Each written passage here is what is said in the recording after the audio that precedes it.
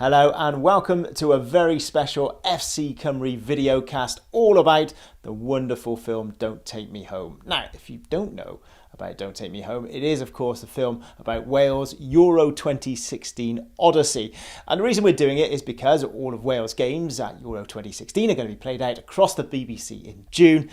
Don't Take Me Home is going to be available on iPlayer. It is of course also available to buy and rent on Amazon. So, for this in-depth, behind-the-scenes chat, we've spoken to Jonny Owen, the wonderful director who made this film. We've also got some wonderful inside information from Mark Evans, the head of the FAW's International Affairs. He was at the heart of the story and at the heart of the film, if you have already seen it. And the couple you can see at the top of the screen there, that's Holly and Nathan from Tiny Welsh Media. They do the content for FAW TV, and quite frankly, without them, this film would probably have never even got off the ground for Jonny. But without further ado, let's get stuck into what is a wonderful chat. I'll be honest, I hope you enjoy it as much as I did. Guys, thank you so much for taking the time to speak to us about Don't Take Me Home. Obviously, we all want to be wallowing in partying out there in Baku, and we were getting ready for Euro 2020, but instead, we're going to be wallowing in nostalgia and enjoying Euro 2016 all over again, which quite frankly is quite fun, isn't it? But Jonny, listen, let's start with you. The making Don't Take Me Home, it must be a real passion project for you. Are you looking forward to kind of seeing it again and everyone reliving that glorious time in France?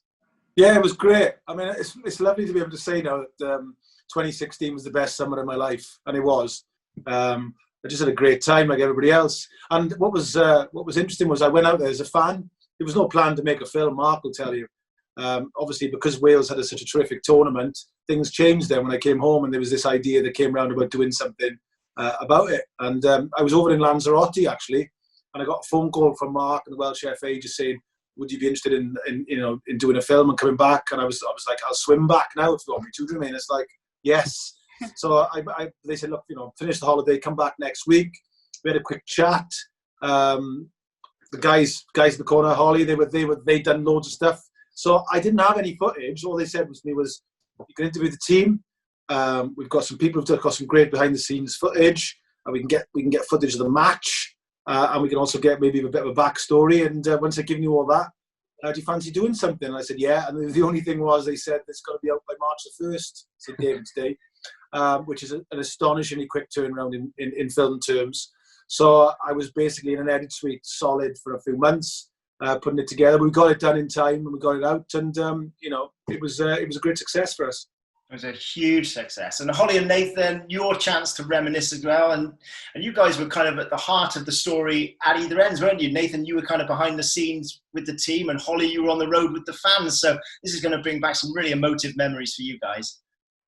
Yeah, I mean, definitely. And I think, just to say now, I thought it was brilliant when I found out that Jonny was going to be putting it together, because, if the documentaries he's put together in the past, and, I just thought a Wales fan, putting something like that together, using the footage that we collected was just, amazing, really. And I was so pleased when it came out, and, it was just great to just reminisce on, the best time of our lives, really. Yeah, it's quite it's weird thinking back now, because even though we were there for 5 weeks, it was a bit of a blur in a way. We're obviously, like everyone, really looking forward to the next one, and I really want to just savor it, and then it's all this stuff has happened, and it's kind of like, oh god, but it was great. And it was good to have that perspective of in camp and what was happening around France at the time, because we didn't really get to see what was happening back home, bar what was being posted on social media, but actually, Holly being on the road and stuff, it kind of got a good flavour of both ends of the spectrum, I think. There was one night actually in particular that I always remember, when I think it was after Bordeaux, me and Lauren went into the city centre, and obviously everyone was merry. And I think England might have gone 1-0 down to Russia or something like that same night, maybe. Yeah, I think it was the first. Russia equalised. That was the one, yeah. And we just heard a cheer coming from the pub opposite, and a French guy turned to us and said, "Oh, England must have scored." And I was like, "No, Russia have equalised." But it was just some amazing memories and amazing times, really. For you, Mark, I guess with all your plans, so you're kind of heavily into the plans for Euro 2020, and then obviously that's all been shelved, and you can now just wallow in, well, how right you guys got it in 2016, right? So you feet up and a big chocolate medal. Oh, absolutely. I mean, it is, as Johnny has said, it's the best summer of my life. I mean, and it's such an accumulation of so many years at the FAW to finally come to this, and then to make it a success. The film for me just really brings home, because I like the fan bits, you know, the fans, just the joy of the fans in the towns and the cities and everything. I mean, you can talk about the Belgium game all day long, but I still think Bordeaux was a special day, because the fans outside the hotel, and people were just happy to be there. Yeah. You know, just happy, and it didn't really matter what happened, I suppose, in a way. I mean, when my mate said to me, as long as we score one goal, I don't care. Yeah. And, you know, we just went from there. And I just think, I mean, you know, some of the stuff in the film, I mean, especially from Nathan and Holly, you've got that eye for scenes and everything, and they've got that trust with the fans and with the team, which is really important trust. Yeah. I think, you know, there's some of those behind the scenes stuff is just wonderful for people to share to people, you know, the camaraderie in the team hotel, the camaraderie with our fans. You know, it was just a wonderful summer, and yeah, I mean, you can never watch that film too many times. Because if you're feeling down, stick it on, and you can watch some daft Welshmen dancing around, you know, with a bucket hat on in the middle of France, you know. And I mean, I wonder whether are we ever going to subtitle it into French or something and send it over there? I'm sure there's a market. We did get Jacques Dutronc to put some music on there. He's a really famous French pop star from the 60s, super cool. And when I asked for him, it was really funny, because I did the soundtrack with a guy called Ian Neal, who's brilliant. He does like Guy Ritchie's films and Danny Boyle. He's top notch, and I worked with him, and he said, you can't get Jacques Dutronc. He's basically like a eccentric Frenchman. He said he lives in Corsica now and drinks the best cognac and smokes big cigars. So he's not bothered about his music being on soundtracks. And I was like, but what if I try to write to him? And we'll try to write to him. You send them a clip, really. So I sent him this little clip of where I was going to use him. And I wanted to use him where Aaron Ramsey splits the Slovakian defence, that ball, where he almost like stumbles, he just flicks it, doesn't he? Yeah. And it just rolls into the path of Robson Kanu. Who turned into Jimmy Greaves for some reason that tournament. It was amazing. So he's on the ball, like, you know, and I wanted to use it, and I sent it to him, and I was a bit like, oh, you know, I'm a Welsh lad, I'm a big fan. I've been since I was a kid, and I love all his stuff, and this is what I want to do. And we love France as the Welsh nation. We fell in love with France in the sense of it was the perfect country to have the tournament where we travelled. And then the guy rang me up and he says to me, "He's got it. He's passed it." I was like, "You're kidding?" He said, yeah. I'll send you the email now. And he sent me an email back from Jean Dutronc and just went, "Oui, yes."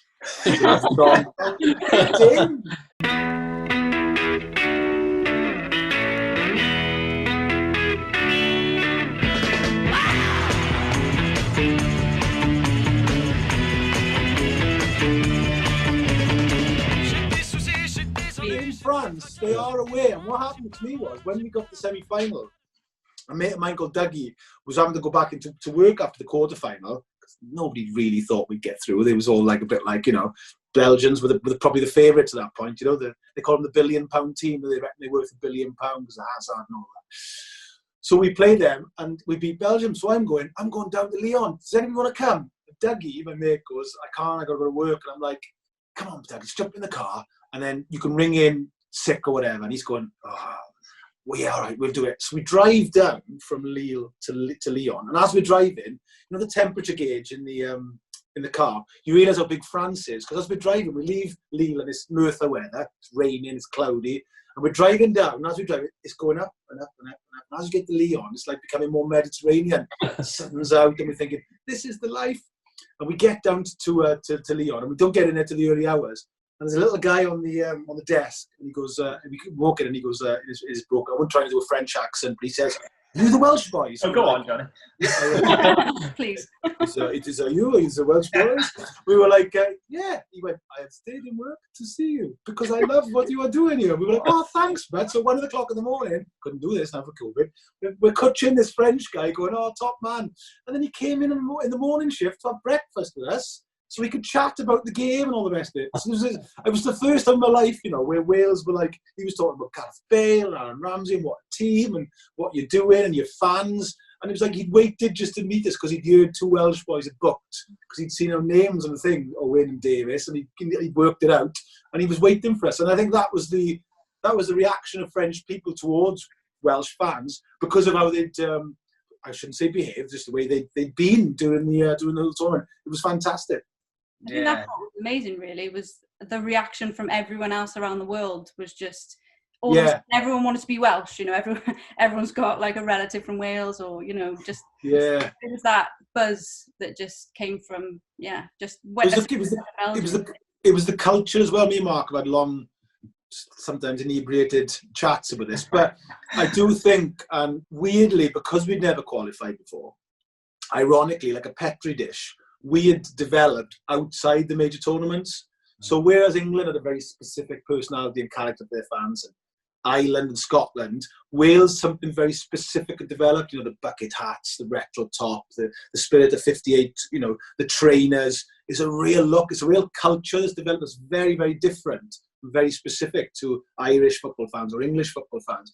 And that arrived on the world stage, and everybody kind of went, what is this wonderful explosion of colour? And, you know, it even had a bit of a soundtrack with the Super Furries and those kind of things, and a kind of a great attitude. And when we were in Bordeaux, as Mark sort of said earlier on, all the stuff happened down in Marseille and the trouble with England and all the rest of it. And I felt there was a real feeling amongst Wales fans that we were something very different to all that's always gone on. And we were Wales, and this is the way we were as Welsh football fans. And I think the world kind of really like went, wow, what's this? This sort of, this came from side the stage. You know, it wasn't just about the team, it was about the fans, and it was about the Welsh FA, what they had developed, this very close relationship between the team and the fans and things. But the rest of the world was a bit like, wow. And that was a lot to do with us existing as a separate thing, and all the work people like Mark and the Welsh FA had done, and the players and everything. And it all came to some beautiful fruition in France in 2016, like a perfect storm, really, of it all coming together beautifully. Yeah, and listen, you touched on the music there, and like you had me already because we walked into the cinemas, quite frankly. But then to start it on a Northern Soul classic, just absolutely on point.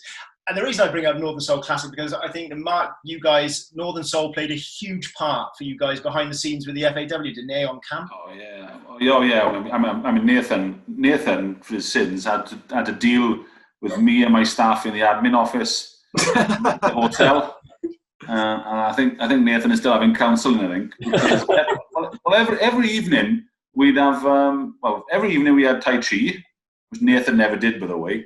For the staff did that, and even that was picked up by the media somewhere. And so every evening we'd have a musical choice. We had 70s disco one night. Most days it was Northern Soul, though. It was a bit of Northern Soul, and what you'd find as well is the players would come in every evening to listen to a couple of songs and nick some chocolate from the fridge because they weren't allowed chocolates, so they used to come in and nick our chocolate and a sweet stash, and all that stuff. Music was in the hotel, you know, because we walked in the players' corridor, you had all the players' music in, which is a little bit different than Northern Soul sometimes, but there we are. I was going to say, so on my sheet I've got Nathan, did you manage to get a song choice in there, or were you completely outvoted constantly? I'm pretty sure I got like one song actually. He did have a few. I think he had a few, to be fair. Yeah. The story is, it wasn't. I don't think it was really a favourite of most people. I'm into like more like kind of heavy rock, like heavy metal type stuff.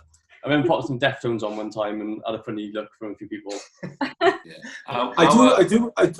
Chris Coleman's favourite song that he played in the bus.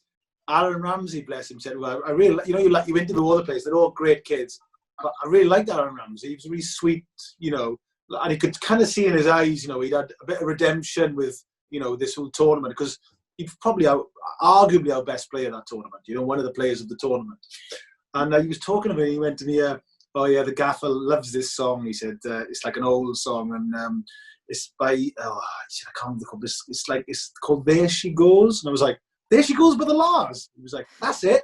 I was going, that's Chris Coleman's favourite song. He was going, yeah. I was going, that's Taste. That's a great song. You kind of see him going, oh, this old song that the Gaffer brings out. You know what I mean? I was like, it's a class song. So, you know, there was a lot of good music, I think, being played around the campus. Well, apart from Nathan. Apart from Nathan's, yeah. And also, I mean, Chris Gunter kept playing Lighthouse Family all the time. Oh yeah. On the bus. A bit of Oasis now and again, and a bit of something else, and then Lighthouse Family, Lifted or something. Oh, God. Yeah, I wouldn't have Lighthouse Family in the film. You're all right. No. You had the players coming in then, Mark. They would come in for their chocolate stashes, you were saying? Yeah. I mean, is this secret just... we're allowed to expose now? 4 years now? I think it all worked.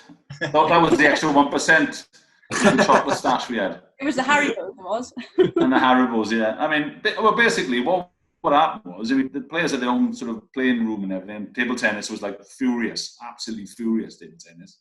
You know, there was a queue down the corridor to play it, and when you played it was fast and furious. It was intense, especially when the coaches were playing, because that would get really heated. But they're all alphas, you know? They're all footballers are all alpha males. That's the thing, isn't it? Oh yeah, they all want to win. Really, honestly, they're all so competitive, and you know they've got to win everything. It's just in them, isn't it? But as the sort of evening winds down, then they'd obviously just wander around, look for company and everything. So they'd come into us and listen to music and moan about everything, because that's footballers do. It's so true. Yeah, footballers. Yeah. And obviously they open the fridge then, and there's a big bar of Cadbury's in there, and they were like, "Oh, can we have this?" "Oh yeah, off we go then." You are the talent. You know. Plus, they always lose toothpaste and everything.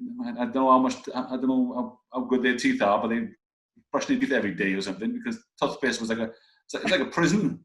Like you're trading toothpaste in the place. You know. But, I think it's like everything. It's a bit like the medical room where people gather and just gossip. The sort of the event office became that as well, you know, and just have random people sitting there. I mean, once Wayne Hennessy sits down, you can't get rid of him. He just talks. And I'm not always sure what he was talking about, but he was there and he talks. I think that was one of the things I loved from the intimate interviews, that everybody did their own and were beautifully lit and all that. But you had Joe and Wayne; they had to do theirs together. Was that? Did they ask for it? They'd only do it together. And it was quite funny actually. I got a bit of a story for you about the interviews. When I did the Forest documentary, I could only find, when I shot it, I could only find an old bar stool. I don't know why. So I did the first 3 or 4 interviews with this bar stool, and they were all perched because of this thing. And I thought, oh, look, they look really engaged. So I'm thinking, I'll use the bar stool for the rest of the thing. So when I filmed down in Wales, I was like, I'm doing the same again. So I found a little like hotel stool, you know, thinking I was going, I'm a filmmaker, I am an auteur. This is what I do. This is my art, and they all perched forward. And we'd been waiting all day for Gareth Bale because he was playing golf. And then he was a bit like, I've got to do an interview. And Mark was brilliant. Went, Bale, come on. And he was at it like, all right. And he came in and he went, what's that? And I was like, it's the stool. And he went, well, I can't sit now. I was like, I'll get you a chair. I'll get you a chair, don't worry. So I got him a chair. And I'm on this bar stool instead, just talking about Gareth Bale. All my ideas went out the window when Gareth Bale went, I want a chair. I was like, I'll get you a chair, no problem at all. Just sit down. There you go, mate. And once I had the interview, then I was fine. Do you know what I mean? But they were brilliant because I did all the interviews in one day with Mark. I literally got them all. Me and Mark did about, without exaggeration, about 12 hours, Mark. We were in the Vale with me just doing them every half an hour, every hour. Bang, bang, bang, bang. The only one I couldn't do is Aaron Ramsey was injured. So I had to do him in Arsenal. And he was great. And I had to do a Cookie down in Wales, in Winchester, because we ran out of time. So I had to go down to his place and do him. And it was really funny because he turned up. We did him for an hour in the morning, and it was done. So we were like, by 11 o'clock, we were going, thanks, Cook, that's brilliant. He was going, I can stay all day. He said, I got a new baby in the house. All I have to do is change nappies. Do you want to stick around? So we were like, all right. So we had about 2 hours drinking coffee. By 2 o'clock, I'm going, I got to get off, Chris. I got to train. He's going, we'll have one more cup of tea, is there? I'm like, go on then. So we'll have another cup of tea. He's great company, Cookie, any Mark. So we just were with him then for about 3 or 4 hours that day. And that was how I did it. I did it all in one day and just did pick those 2 others up in Arsenal and Winchester. To be fair, I think what was good about it, I think, was that the players were very open, which is sometimes they were brilliant. They do tend to sort of not play, keep the cards close to their chest really. But I think in this one, they were very open. They enjoyed it, and why not? They were fabulous. So why shouldn't they enjoy it and tell the story? It's great. Yeah, revel in it, absolutely. And I think you mentioned right at the start there, Johnny, about the fact it was kind of done in retrospect. You know, it wasn't like you were out there with a film crew capturing it, trying to think of the story throughout. You know, you had to start from scratch. And Nathan and Holly, you played such an integral part in that for the footage that you got. Like, you must have been sifting through mountains of stuff when you were trying to get it to Johnny. Well, I think Johnny, you came down to Cardiff, didn't you? Did, yeah. You had a vision of the type of stuff that he wanted. So it was mainly just us trying to think about what we've got really that's going to fit. And yeah, I mean, Nathan was on camp. He kind of knew, like, you know, everything that we'd gathered really. And I think some of my favourite stuff actually is with Mark, to be honest, like having a little bit of a kick about. What was the word? He says a word, doesn't he? Good word.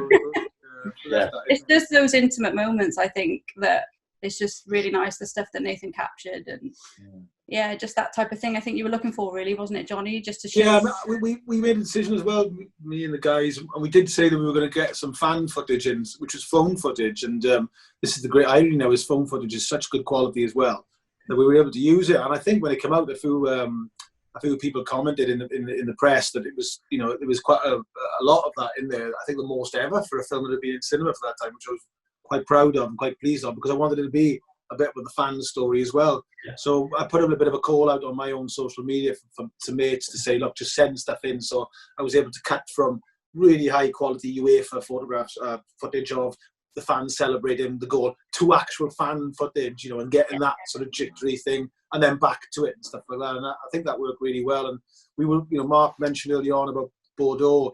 I think when I flew into Bordeaux, I got an idea that something special was happening. You don't know, because obviously you're a Welsh football fan, so you're immersed in misery as well, and expecting other things to happen. So you're a bit like, but I did have a kind of feeling, oh, this is a bit different, because there were so many people there, and there were so many people there determined to have a good time. It was like nobody was nervous or going. Everybody was like, oh, "We're here now. Let's just." So I was a bit of a party atmosphere, you know, really straight away. And then obviously when I went to the first game, Vicky came with me. She wasn't sure if she was going to come or not, and Mark, bless her, got us 2 tickets in the side bit, and we went. And when we went 1-0 up, I was like, "This is all right." After a bit of the start where Ben clears the ball off the line, and then they equalise, and then I always remember Vicky saying to me, "Oh, I think you'll win 2-1," and I was a bit like, couldn't cope with it at that point. And then to my eternal shame, I says to her, "I'm going to leave." She went, "Why?" I went, "I can't take it. I can't take this anymore." Isn't that ridiculous? I was like, "I can't. I was like, I'll take a point to you, but it's too much for me, this." And she went, "Be all right. You'll win 2-1." I scored. So of course everybody's going mental, and I'm going, yes. And I always remember that night I had a few more wines and beers, and I'm having that meal in this pub, and I'm eating, and apparently I kept saying in this accent that she does it, "I'm so happy." I'm so happy. I was a bit like, that was my overriding emotion. I was a bit like, not only are we here, I was aware that the atmosphere was amazing. I was aware that the anthem was spectacular, but it was the way we played as well. You know, the way that we won. You know, beat a good team in Slovakia. You know, beat a good side. And like everybody forgets now, I was a bit like, when to talk about this, I couldn't really get working into the film. How we were the least. You know, we were the bottom. We were favourites to come bottom of that group. There was good odds on us not scoring a goal in that tournament. Good odds. You could go Wales. Good odds. You know, so it was a bit like, it wasn't the fact that we just, you know, we played well or whatever. It was the fact that we were like, we'd arrived, scored one. Like Mark said, we ticked these things off on the journey, really. We're here. Brilliant. We've scored. Great. And then it's like, we've won 3 tickets. It was like, wow. So I think that happened as well, which like everybody took then, you know, into the tournament, and we were away. Once we were away, I think we were away. So as a fan, right, you know how special that Bordeaux moment was for the fans. You know how special it was back home. How nervous were you putting that together? Because you obviously wanted to push that out to a wider audience. You wanted to do it justice. Was that kind of one of the most sort of nervous parts of it, trying to make sure that you got that exactly right? I think where it was interesting was the Showcase cinema chain were brilliant with me and got a great relationship. They picked it up very early. They went, "Oh, we want to put this out," which was great. So I had that early doors. a big distributor and a big shoulder behind the film. I was like, fantastic. And the guy there, James, came in, and I was doing it in the edit suite, and I was like, oh, here's the anthem in Bordeaux. And I played it, and I know I had all the long what they call the long shots and that. So I played the whole anthem, so usually you put in 20 seconds of an anthem and cut the game. And I played the whole anthem, and he went, that is amazing. And he was like, I'm English, that's just blown me away. And I was like, I can't put the whole anthem in there. And he went, why not? And I went, would you let me do that? Would you think it would work? And he went, yeah. He said, it's just worked for me. So I was like, somebody else who wasn't Welsh went to me, put the whole anthem in, because that's just blown my mind. And then when the film came out, it was amazing when it was picked up that, we put the whole of the anthem in there from start to finish. I think it's about 2.5 minutes, which is a long song to put in there with nothing, just but music. Basically, it's just the Welsh anthem. It's the Welsh fans singing it, and the actual TV footage you have of the pan across the team and the pan across the crowd. That's it. That's that shot. And it's still one of the scenes that everybody in England said, oh, I love that bit.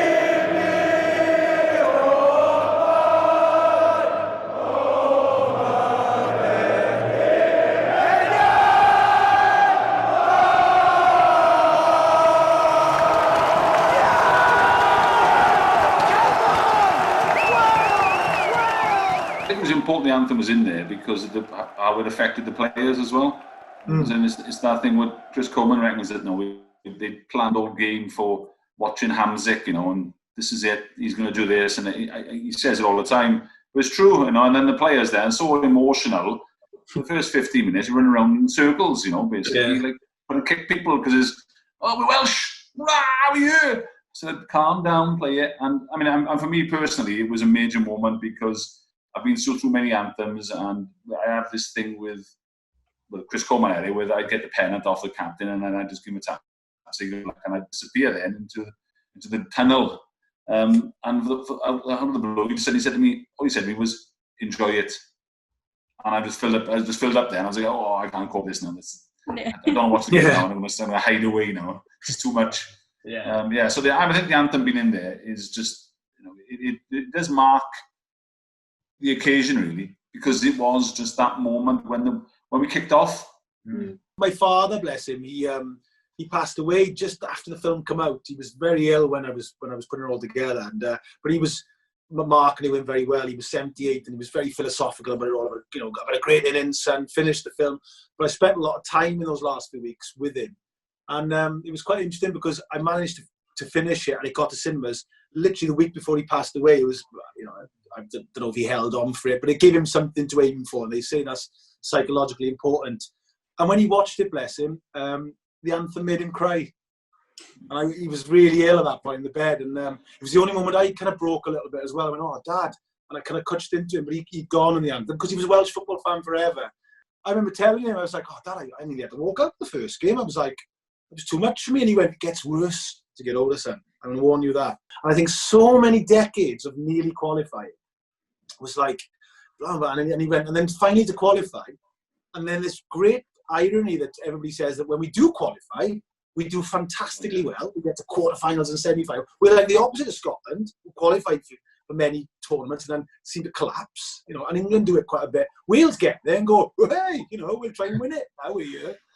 So I was like, all that kind of emotion and everything my dad had and I've got and everything, trying to put in the film really, in the sense of like that beginning bit about where the Northern Song Soul plays and the credits. I just wanted to show misery and misery and misery about what we've had to put up with. And also, I've seen this in TalkSport last week, and they were sitting there fascinated. I was going, this is the truth. When Wales had a fantastic football team, the Ian Rush, Mark Hughes team, and Kevin, we used to come second in groups to Germany. We used to then win the World Cup. This is how difficult it was for us. We used to, we didn't qualify for one tournament by a point. Germany, who were the world champions at the time.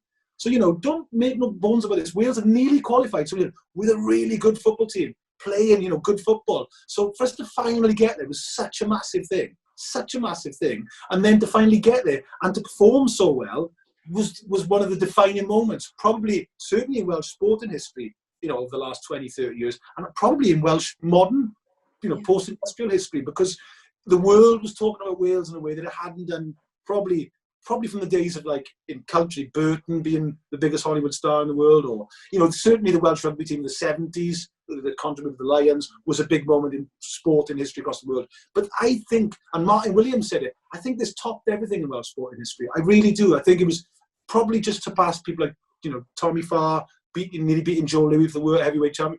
It was a world story. We were everybody's. After Iceland went out, we really were everybody's second team at that point, you know, and that's what was so beautiful about it. You know, everything.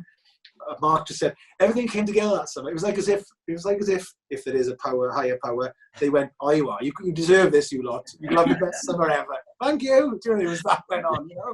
You had everything. Every karmic incident came down and landed in France, didn't it? Absolutely, absolutely. And you talk about the world stars, but so that has to talk Gareth Bale and those press conferences, which just went everywhere. He seemed to epitomise, like, the whole feeling around Wales. It was playful, confident. He performed in front of everyone. Nathan stood at the back because I guess you did a lot of those press conferences. And sort of followed him in. What was it? Was he just as relaxed, kind of going in there? Were you chortling away to yourself at the back? Oh yeah. Well, definitely, he's 100% as relaxed as he seems. Like, and press conferences a lot of the time they're quite boring. Like, they're just like something that has to happen before or after a game. And sometimes you get some really good sound bites, and Chris Coleman was great at that. He'd always come out with something and the hair on your arms would go up and you're like, oh, wow, that's amazing. Yeah. But some of the stuff that Gareth came out with, I don't think he thought about what he was going to say. I think he just responded really organically to what the question was. And being a Welsh person, kind of like almost kind of defending us in a way, do you know what I mean? Like kind of, there's always that kind of, sometimes you get a question put at you and it's almost kind of like trying to undermine you or as Wales as a football team, because we're not as big as maybe like the likes of England or whatever. I think he just went out there and said no. How many England players will get into this current Welsh team? None. When you look at the team spirit we had, which is probably our biggest asset, to be honest, as well as having some world-class footballers, like, you wouldn't take anyone else in that team from any other world-class team, because we had something unique that a lot of other teams didn't have, I think. And he didn't have to put himself up for those interviews, Mark, did he? Like, he wasn't. No, I mean, so usually it would have Ashley Williams and the manager, or they would mix it up maybe with one or two other players. But it was like, nah, Bale. Now, I did hear a rumour though. So was it because he enjoyed the snacks at the press conference so much that he got his chocolate fix in there at every press conference? That's the wicked rumour I've heard. Oh man, I wouldn't be surprised as part of it, because he got an amazing sweet tooth. I mean. Lives on chocolate. He was one of the raiders of the event room, Gareth. And he sent Wayne in first to distract me, then nick the chocolate from the fridge. But I mean, I think what it was though is that they were enjoying it. The players were enjoying the experience, and I think they came with the idea to enjoy what was going on. It's a different atmosphere anyway from normal camps. They were there, so let's enjoy it. And I think Gareth was quite happy to get up and do it. And I think he's a very honest lad, and don't get me wrong now, he has to go back to the hotel after, and the players are watching him, so he's playing up a little bit to the cameras, and of course then the press were biting, because suddenly they were getting these great quotes off Gareth Bale, and they were just general Welsh quotes, like, if you ask any of us, how many England players get in our Wales team? None. It's an obvious thing to say, really. But, he's playing mind games. He's not playing mind games, he's just having fun. He's having we had all these papers going on to us about Wales are playing really cool here with the mind games. No, it wasn't. It was just the lads having fun, and that's what it was. Gareth was happy to go there and talk, and I think he just enjoyed it, and that's it. I mean, in the end, we had big like Neil Taylor basically demanding to do it. I want to do the next one. And that was happening because they were just enjoying the experience, and they were happy to go there, and it was going well for us as well. Don't get me wrong. But I still laugh at the Machiavellian idea behind the scenes that we were sitting up in the hotel thinking of what to say about England. Didn't have a clue what was going on, really. We knew we had to be in Lawns at a certain time, and that was the plan. That was it. I don't think we've quite computed yet, and let's enjoy him while he's here, and that's fine, how good he's actually been for Welsh football. He's been extraordinary, and not only has he been extraordinary in the sense of what we've achieved with him, because he's one of the best players in the world, but it's also the fact that he's so brave, and not brave on the pitch, but off the pitch as well. And those things like where he would go to the press conferences and he would say those things and then back it up, then go on and do it on the pitch. Yeah. And that's what it's all about, you know, and that's where you get something like Clough. I always love Clough. He's going to talk about it all you want. You've got to go out and win, and you've got to do it. And that's Gareth Bale. Brave. Gets himself kicked, you know. I'll score the goal. I'll take the free kick and score the goal. He's the man that, you know, those big moments that special play. Ronaldo in the semi-final, in all fairness to him. You know, those big players who perform when they need to. In European Cup finals, he's done it. That's Gareth Bale. And that's why, in my opinion, he's the greatest Welsh player that's ever lived. I'll give you that, Johnny. 100% give you that. That's very controversial, isn't it? Yeah. It's a bit of an obvious one. You're up on a limb there, Johnny. Come on, get off the fence. And was that the kind of the idea throughout, guys? Like the relaxed, kind of confident attitude at camp. Did you try to kind of put that into the players? I mean, you chose Dinard, right, as the place to go and base the great choice. So was that the kind of, was that the idea? I mean, get yourselves away. Yeah, I mean, this is all Chris Coleman. This is Chris Coleman's genius, I suppose. I mean, it was him and Oshan who picked Dinard. We've been on a few trips with him. Amanda, who works really closely with me, who was head of our away team in all the venues. She did a few trips with them, and no, they weren't quite right. And another person we brought in then, who I think was absolutely fantastic for us, was Adrian Bevington in the FA. He came in as a bit of a consultant, and don't get me wrong, when we first were told this, he was like, "Oh, what's he going to tell us?" But he was fantastic, just to move us in certain directions, and he was really, really, really helpful because we got it right pretty quickly, really, and he was able to say, "Look, I tell you what, you've got it. This looks good." And Dinard worked for us because it's a bit of a Welsh feeling to it. It's a bit like Pembrokeshire, you know. It's got that little sort of Pembrokeshire vibe to it. Yeah. And but the atmosphere is all to do with Chris Coleman. You know, how he manages that team and the staff as well. Don't get me wrong. You know, I mean, it's all down to Chris Coleman, how we sort of set the environment, what the rules were and everything. And it's just, you know, everybody was so relaxed. You know, because, you know, we all got our own jobs. You know, and as we mentioned earlier, you know, I mean, getting the players and the staff out of the hotel to get on the plane to fly somewhere is like herding cats. You know, but be moving them along and shouting at them, and you know, but everybody knows is that they're obviously all winding me up because they're football players and they're taking their time. But it was that sort of atmosphere. Everybody knows what they were doing, and Chris Coleman was always the one in charge, though, and so the atmosphere was all based around Chris, and you know, it's down to him really. The atmosphere was just amazing because the way he is and the way he looked upon the tournament really, and it was about enjoying it. You know, these things don't come along very often, and you know, enjoy it. And that we started from there. I went and really enjoyed it. You know, yeah, it's one of my favorite parts of the film actually. In the interviews where he does this great thing where he actually looks Welsh, where he goes, now we've qualified. It's not about being all like, "Ooh, what do we do here?" And he does that face. Oh, yeah. What do we do here? We've got to enjoy it. And it's great the way he does it, because he's almost going, you know, we're not going to suddenly apologise, or we're little Wales. You know, he was like, no, forget that. Let's do it. And I think the big thing with Chris for me was, I got from the interviews, as Mark said there, he said this great thing when he went, the players ran the dressing room, and I trusted people in the Welsh FA to do their jobs. And I always think that's proper good management. You empower people then. You say, well, you're good at doing that, and I trust you, so you do that. You know, and I'm here if it needs to be or whatever, but that's what I'm going to let you do. And that was the thing I got from Chris, which I thought myself, that's why he had such a great tournament and did so well with that team, that he empowered them. He knew that he had players like Gareth Bale and Aaron Ramsey. He even said to me, I can't train them in 3 or 4 weeks. What do I do? I haven't got them at a club level. What I do is I create an environment where they arrive into that they really enjoy. So they come to play for Wales, and it's a treat for them.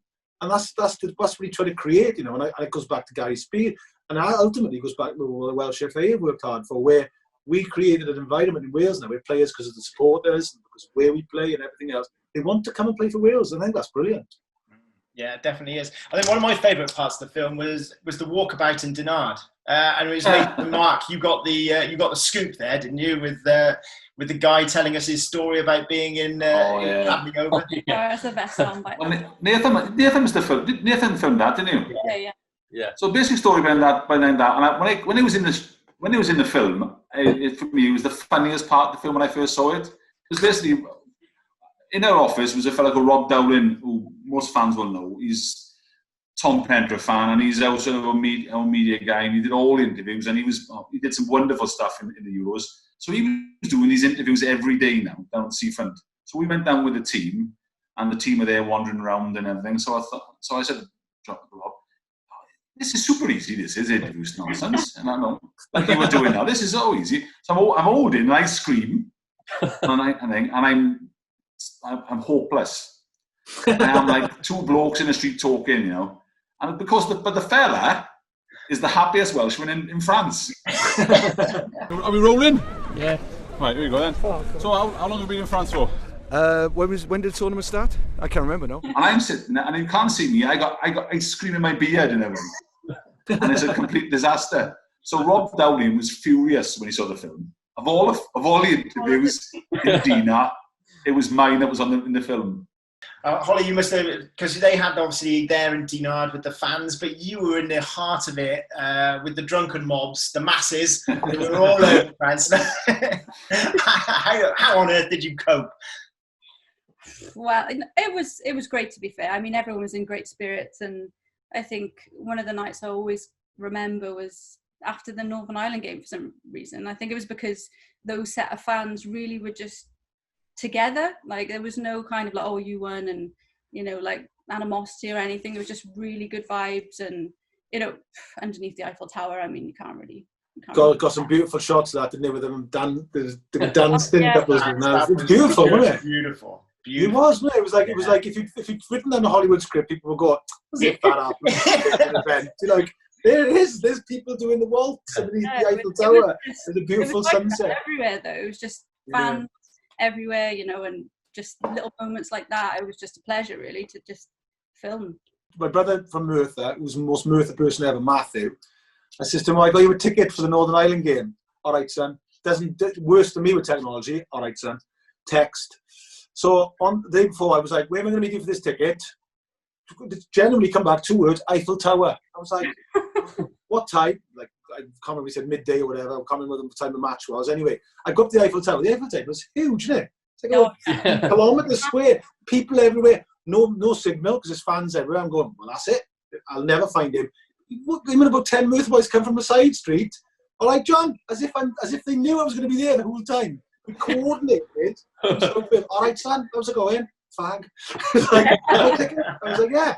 Cheers, bud, and off they went. I was like, this sums the tournament up, you know. There's higher powers at work in you, bringing it all together. Do you know what I mean? So it just, you know, it was just a great atmosphere, great vibe, best ever, really, wasn't it?